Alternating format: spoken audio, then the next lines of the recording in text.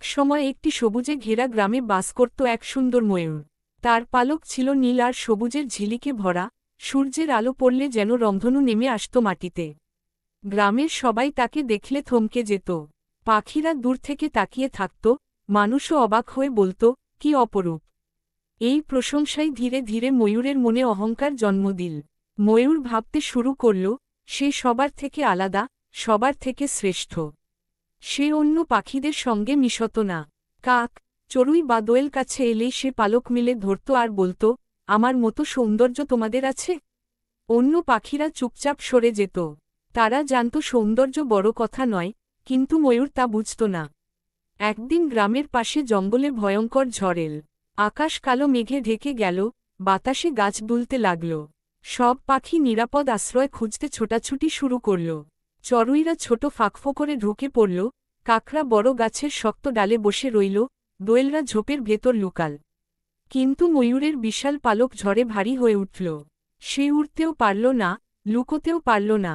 ঝড়ের বৃষ্টিতে ময়ূরের পালক ভিজে গেল। তার রঙিন সৌন্দর্য তখন বোঝা হয়ে দাঁড়াল। সে ভয়ে কাঁপতে লাগল। ঠিক তখনই এক বুড়ো কাক তাকে বলল, আমার সঙ্গে এসো, এই গাছের গর্তে আশ্রয় নাও। ময়ূর প্রথমে লজ্জা পেল। যে কাককে সে তুচ্ছ করত, সেই আজ সাহায্যের হাত বাড়িয়েছে। কিন্তু বিপদের সময় অহংকার টেকে না। সে কাকের সঙ্গে গিয়ে আশ্রয় নিল। ঝড় থামার পর ময়ূর বাইরে এল। তার পালক এলোমেলো, রং মলিন।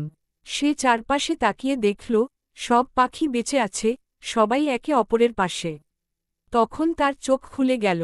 সে বুঝল, সৌন্দর্য একা কাউকে বড় করে না, সহযোগিতা আর বিনয়ই আসল শক্তি। পরদিন ময়ূর গ্রামের সবাইকে ডাকল। সে বলল, আমি ভুল করেছিলাম। আমার অহংকার আমাকে অন্ধ করেছিল।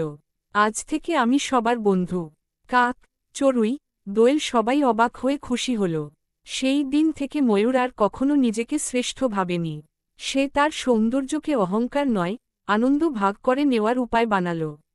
এইভাবেই গ্রামের ময়ূর শিখল, বাহ্যিক রূপ নয়, ভালো মনই মানুষের বা পাখির আসল পরিচয়।